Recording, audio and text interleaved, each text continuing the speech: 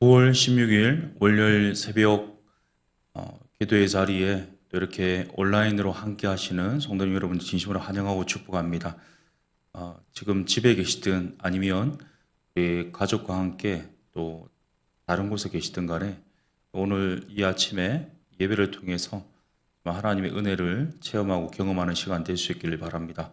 함께 찬송하기를 원합니다. 찬송가 341장 찬송하겠습니다.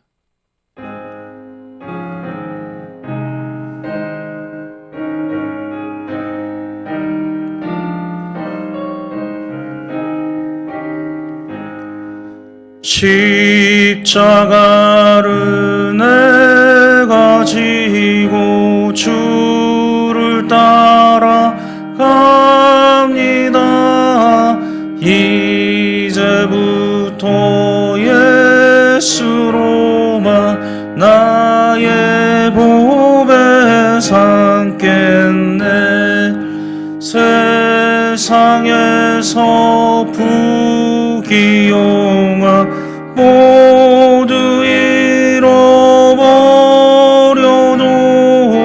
주의 평안 내가 받고 영생 복을 받겠네. 주도 곤욕 당했으니 나도 곤욕 당하리. 세상 살아간 사람 예수 진실합니다. 예수 나를 사랑하사 빛난 얼굴 보이면 원수들이 염려할 것 없겠네. 내가 핍박당할 때에 주의 품에 안기고 세상 모처 당할수록 많은 위로 받겠네. 주가 주신 기쁨 외에 기뻐할 것 무엇냐. 주가 나를 사랑하니 기뻐할 것뿐일세.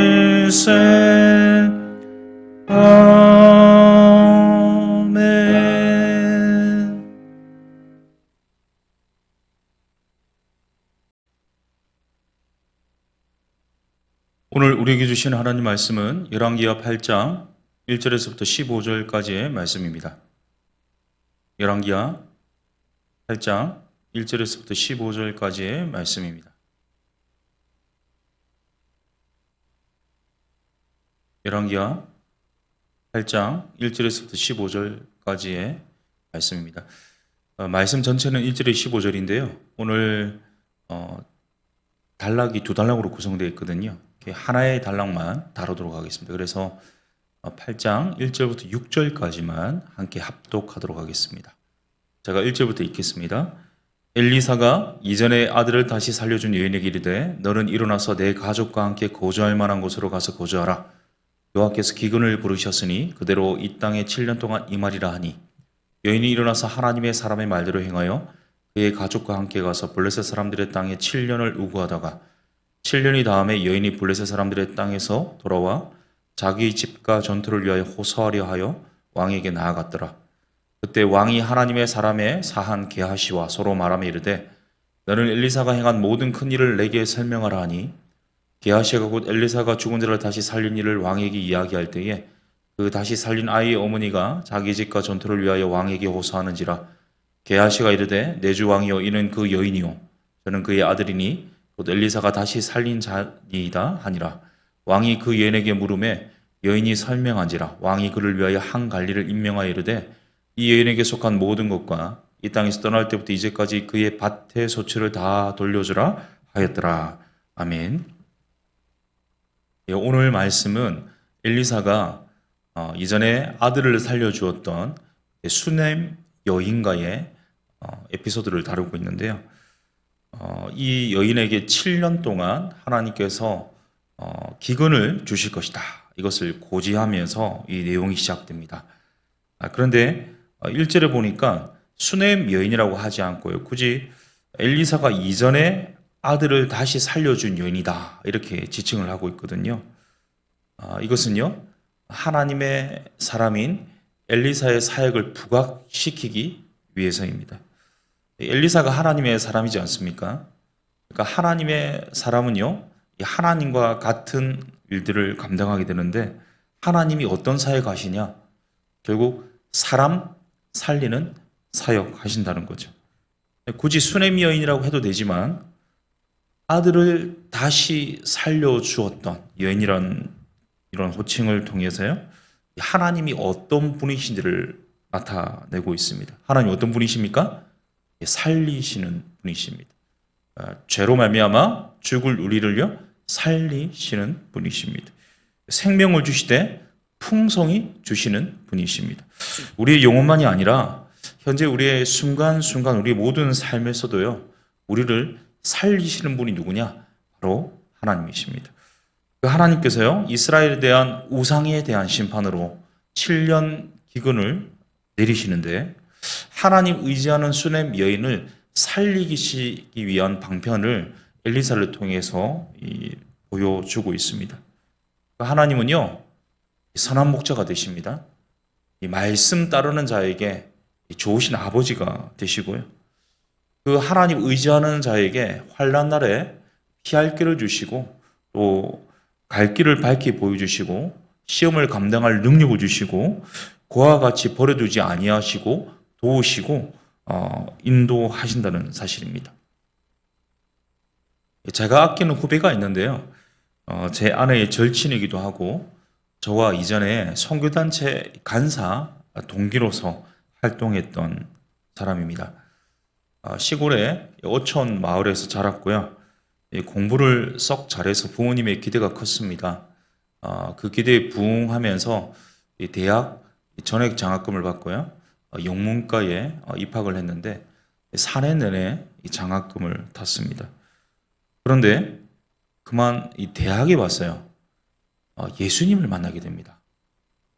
SFC라는 선교단체를 통해서 예수님 만나게 되면서 대학 졸업과 동시에 SFC 간사로 이렇게 봉사하게 되거든요. 그러니까 제가 그만이라는 수식어를 붙인 이유가 이 후배의 가정이 불신 가정입니다. 그러니까 부모님들 모두가 예수님 믿지 않습니다. 어떤 가족도 예수님 믿지 않습니다. 근데 그만 예수님 만나면서 SFC 간사로 헌신까지 하게 되었습니다. 부모님이 기대했던 딸이죠. 그래서 애지중지했던 이 부모님의 자랑이었던 딸이 교수가 되는 것 또는 공무원이 되는 것 또는 대기업에 취업하는 것도 아니고요. 자원봉사 수준인 기독교 선교단체 간사를 한다고 하니까 이 억장이 무너질 일입니다. 그때부터 아버지와 불화가 시작되는데요. 기가 막히고 코가 막히는 입장이니까 아버지 입장에서는 달래보기도 하고 야단치기도 하고 이 분통 터지고 이 속이 상해서 힘들어서 이 딸을 어떻게든 구슬리려고 했지만 후배가 소명받은 거지 않습니까? 하나님 부르심 때문에 순종하는 거니까 도저히 막을 수가 없었습니다. 아버지가 이제 끝끝내 어떻게 하냐면 호적에서 파가라고 하면서 결국 집에서 쫓아냈습니다. 그리고는 그 뒤로 연락을 하지 않았습니다.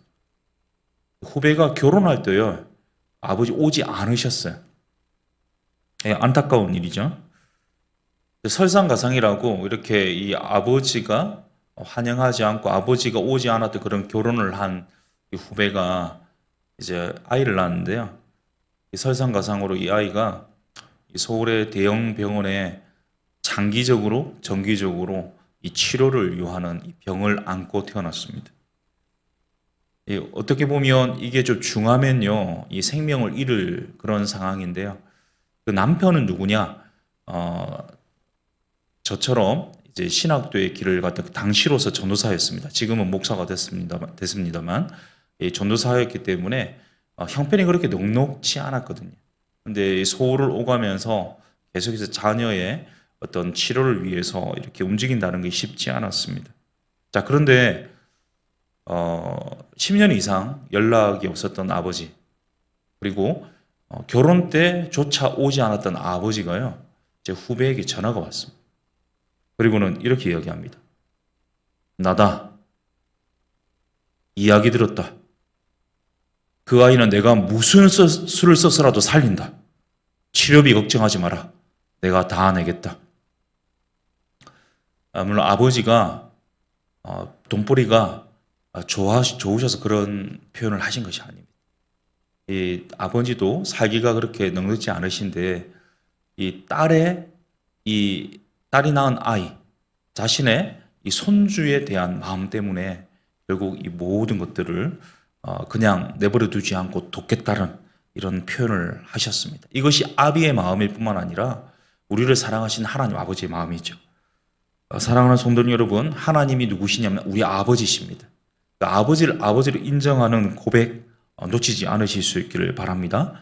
하나님을 공경하고 하나님 온전히 섬기는 것에 최선을 다한다면요, 하나님께서 우리를 그냥 내버려 두지 아니하시고 사랑하는 이 자녀를요, 가장 이 좋은 길로, 선한 길로, 최선의 길로, 어려운 가운데도 피할 길을, 갈 길을 밝히 보여주시는 놀라운 인도를 해 주실 것을 믿으실 수 있기를 바랍니다.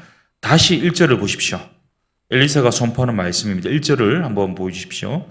엘리사가 이전에 아들을 다시 살려준 여인에게 이르되 너는 일어나서 내 가족과 함께 거주할 만한 곳으로 가서 거주하라. 여호와께서 기근을 부르셨으니 그대로 이 땅에 7년 동안 임하리라 하니. 아멘. 여기서 거주하라라는 뜻은요, 체류자 혹은 나그네, 외국인의 뜻이 있습니다. 그러니까 자신의 본향이 있는데 어느 일정 기간 동안 가서 그곳에서 생활하다가 다시 돌아갈 그런 어떤 계획이 있는 상황에서 이 단어를 쓰는데요. 지금 잘 살고 있는 이 수넴 여인을 이제 집과 땅과 고향을 떠나서 외국에 가서 불법 체류자로 좀 살아라. 7년 동안 이렇게 요청을 하고 있습니다. 이 수넴 여인이요, 이 살림살이가 이 어려운 사람이 아니었습니다. 오히려 좀 부유한 사람이었습니다. 이전에 엘리사를 공개할 뿐만 아니라 엘리사를 위한 방을 리모델링하고 필요한 모든 것을 제공해 주었던 물질적인 후원을 했던 사람이거든요. 그런데 그 수넴 여인에게 지금 집과 땅과 이 모든 소유를 두고서 이 가족들 데리고 함께 외국에 가서 7년 동안 살라고 이렇게 말한 겁니다. 물론 요즘에도 우리가 뭐 이민을 가거나 유학을 가거나 혹은 주재원으로 가시는 분들이 많이 있는데요. 우리가 짧게 갔다 온다 할지라도 여러 가지 생각할 것이 많지 않습니까? 어떻게 이삿짐은 얼마나 꾸릴까? 또는 이 자녀들 또 교육은 어떻게 시킬까? 학교는 어떻게 정할까? 또 언어, 문화, 새로운 인간관계, 또 교회는 어디로 출석해야 될까? 이 생각하고 고려하고 준비하고 계획해야 할 것이 너무나 많지 않습니까? 그런데 엘리사 시대야 더 말해 못하겠습니까? 그런데 엘리사가 네 가족과 함께 가라고 표현하고 있거든요. 아마도 이 시점에는요, 수렘 여인의 이 늙은 남편이 죽었던 것으로 보입니다. 그래서 이 수렘 여인이 실질적인 가장이었고요. 이 가장으로서 이 자녀들을 데리고 또 가족을 이끌고 이민을 하게 됩니다. 지금도 그렇지만 이전에는요, 이 여성에 대한 인권은요, 이루 말할 수 없는 때이지 않습니까? 그때도 이 여인이 앞장서서 가족을 이끌어야 되는 상황인데 2절을 보시면요, 2절을 제가 읽습니다. 여인이 일어나서 하나님의 사람의 말대로 행하여 그의 가족과 함께 가서 블레셋 사람들의 땅에 7년을 우고하다가, 그러니까 여기서 여인이 일어났다 또는 말대로 행하다 이런 표현이 있습니다. 그러니까 엘리사가 엘리사를 통해 주시는 하나님의 말씀을 그대로 순종하면서 지체 없이 모든 것 내려놓고 이방 땅을 향해서 가는 이 수넴 여인의 모습을 볼 수 있습니다. 이 부유한 여인입니다. 교양 있고 존귀한 여인입니다. 그럼에도 불구하고 자신의 삶의 가치에 있어서 우선순위에 하나님과 하나님 말씀을 두었기 때문에 이렇게 행동할 수 있습니다. 하나님이 말씀하셨기에 그것이 최우선이 되는 것이었습니다. 하나님 말씀하셨기 때문에 하나님이 인도하실 것이고 그것에 순종한다면 하나님이 모든 걸 선하게 이끄실 것을 확신했기 때문에 이 수넴 여인이 순종하는데요. 저는 이 수넴 여인의 순종에 누가 오버랩됐냐면 아브라함이, 믿음의 조상 아브라함이 오버랩되었습니다. 우리 창세기 12장의 주석이라고 할 수 있는 히브리서 11장 8절부터 10절을 보시면요. 한번 같이 읽도록 하겠습니다. 믿음으로 아브라함은 부르심을 받았을 때에 순종하여 장래 이후로 받을 땅에 나아갈새 갈 바를 알지 못하고 나아갔으며 믿음으로 그가 이방의 땅에 있는 것 같이 약속의 땅에 거류하여 동일한 약속을 유업으로 함께 받은 이삭과 야곱과 더불어 장막에 거하였으니 이는 그가 하나님이 계획하시고 지으실 터가 있는 성을 바랐습니다. 아멘. 무슨 말입니까? 아브라함의 순종은요, 믿음에 근거한 것이었다는 사실입니다. 그리고 아브라함의 순종은 믿음이 없었다면 이루지 못했을 일입니다. 수넴 여인도 마찬가지죠. 수넴 여인 믿음이 있었기 때문에 순종해서요, 7년간 이제 블레셋 땅, 이스라엘의 적국인 블레셋 땅에 거하게 되는데, 이 당시 블레셋 땅은요, 군사적으로 정치적으로 쇠퇴기를 맞고 있었습니다. 요즘도 이 국가나 정부가 역할을 제대로 못할 때 이 난민이 인접한 국가에 많이 유입되죠. 그러니까 그 나라에 체류한다 할지라도 그것을 통제할 사회적 시스템이 다 망가져 있기 때문에 아마도 이 수넴 여인이 7년간 살기에는 더없이 좋은 환경이지 않았을까 생각해 봅니다. 문제는 7년 후에 일어났거든요. 7년 동안 하나님 말씀대로 타향살이 또 블레셋 적국인 이 블레셋 땅에서 7년간 살았습니다. 그리고 말씀대로 7년이 지나서요, 이제 본국으로 돌아왔습니다. 고향으로 돌아왔는데, 이 문제는 자기 집에 가보니까 오랫동안 이 주인이 없는 집이지 않습니까? 그러니까 이거 국가에 기속된 모양입니다. 혹은 다른 사람이 차지해서 자기가 원래 살던 그 집에 들어갈 수 없는 상황이 펼쳐졌습니다. 그래서 당시 왕에게 지금 이것을 집과 땅을 되찾기 위해 호소하기 위해 가고 있는 장면이 나오는데요. 제가 이전에 선교된 교회에서 한 집사님은 잃어버린 조상들의 땅을 되찾아주는 일들을 하더라고요. 소송도 대신해주고 국가와 함께 국가에게 이제 소송을 대신해 주어가지고 땅을 되찾는 일을 해주시는데요. 이를테면 국가에게 땅을 되찾기 위한 소송을 국가를 상대로 이제 한 것이라고 볼 수 있거든요.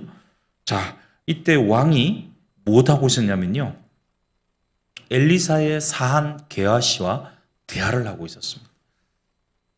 이 소문이 많이 퍼졌습니다. 엘리사가 놀라운 이적을 행하고 하나님의 역사를 이룬다는 소문이 퍼졌고, 여기에 대해서 소문을 들었을 뿐만 아니라 직접 더 구체적으로 듣기 위해서 이 왕이 엘리사의 사한을 만납니다. 엘리사의 지시를 받고 이 사한도 게하시도요, 왕과 만나서 대화를 하고 있는데, 아마도 엘리사가 행한, 하나님이 간섭하셔서 엘리사가 행한 이적들에 대해서 이야기를 하고 있었을 것인데, 수넴 여인의 아들을 살린 이야기를 하고 있지 않았을까 생각해 봅니다.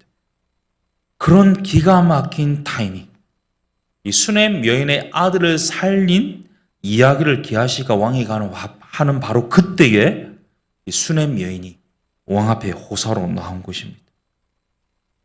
왜 그런가 하면요, 이 수넴 여인이 왔는데 왕이요, 수넴 여인에 대한 어떤 검증 과정도 거치지 않고요, 바로 수넴 여인에게 땅을 내줘라고 이야기를 합니다.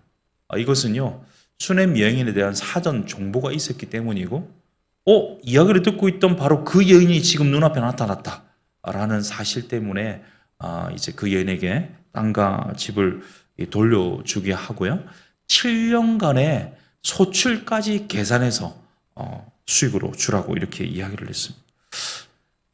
기가 막힌 우연이라고 볼 수 있는데요, 이것은 바꿔 표현하면 기가 막힌 하나님의 간섭입니다. 우리 삶에 우연은 없습니다. 모든 것이 하나님의 섭리 가운데 일어난 필연이죠. 하나님이 허락지 아니하시면요, 이 참새의 머리털 하나까지 떨어지지 않, 참새 한 마리 떨어지지 않고 머리털 하나까지도 떨어지지 않는다는 사실을 기억하시기를 바랍니다. 오늘도 하나님의 세밀한 간섭과 가장 적절한 타이밍 역사하시는 하나님의 은혜가 있기 때문에 오늘 우리가 살아가는 삶이 우연이 아니라 하나님의 의도대로 가고 있다는 사실을 기억하십시오. 수넴 여인 한번 생각해 보십시다. 그 여인이요, 계산하지 않았습니다. 말씀에 순종했을 뿐입니다.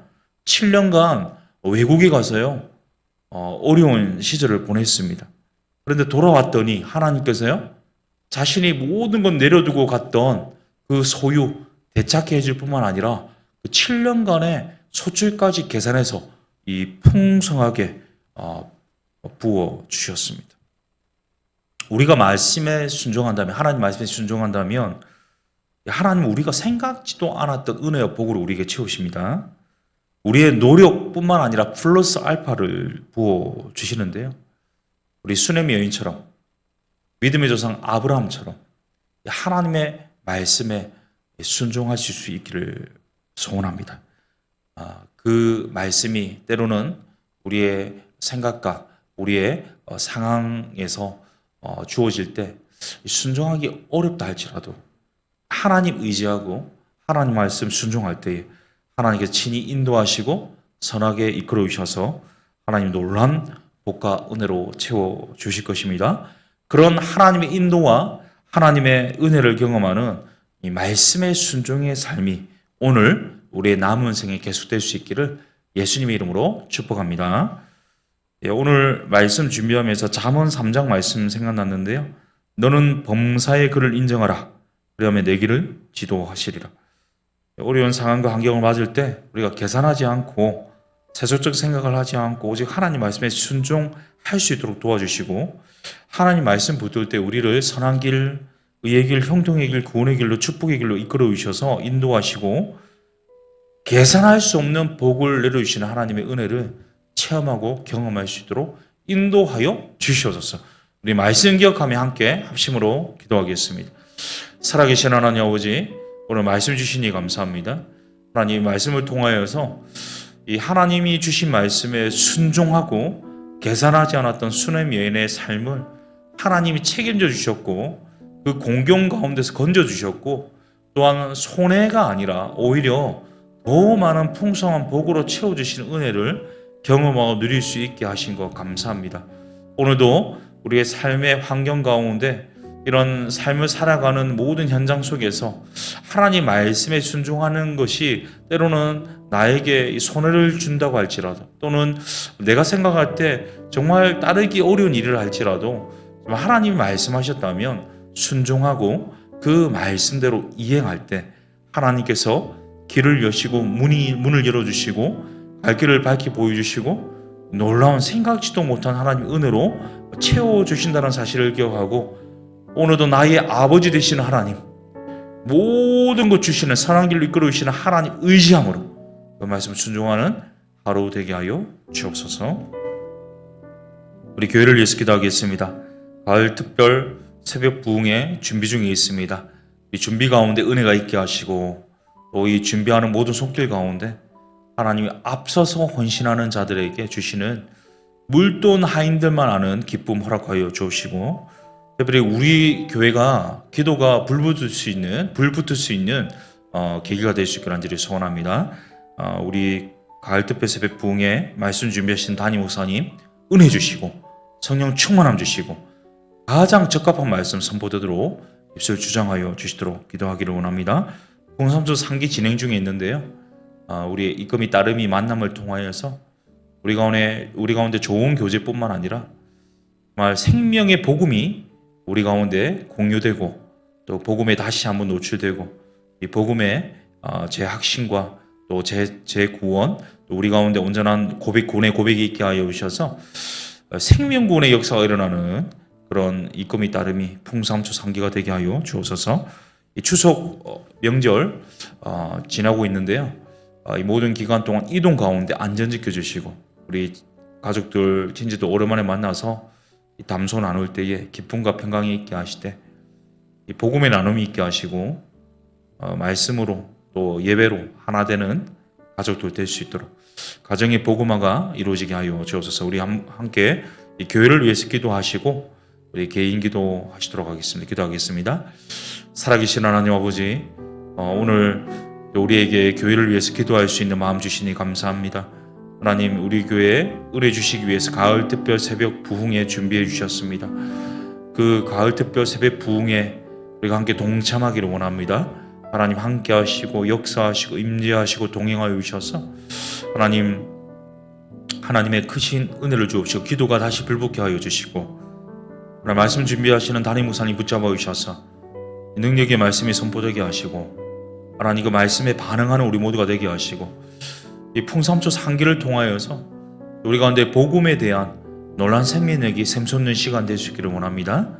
하나님, 이 추석 명절 이 연휴 동안 우리 가운데 그리스도 예수 안에서 한 가족 한 가문 될 수 있도록 이 복음이 증거되게 하시고 가정의 복음화가 이루어지게 하시고 말씀으로 하나 되게 하여 주시고 우리 가운데 이동 가운데 안전 지켜주시고 어려움 없도록 이 모든 시간 인도하여 주옵소서. 이 아침에 우리가 드리는 개인의 간구와 부르짖음과 단식과 이 작은 신음에도 하나님 외면하지 마시고 가장 좋은 곳으로 선한 곳으로 최선의 것으로 응답하여 주실 것을 확신합니다. 주님 역사하여 주옵소서. 예수님 이름으로 기도드립니다.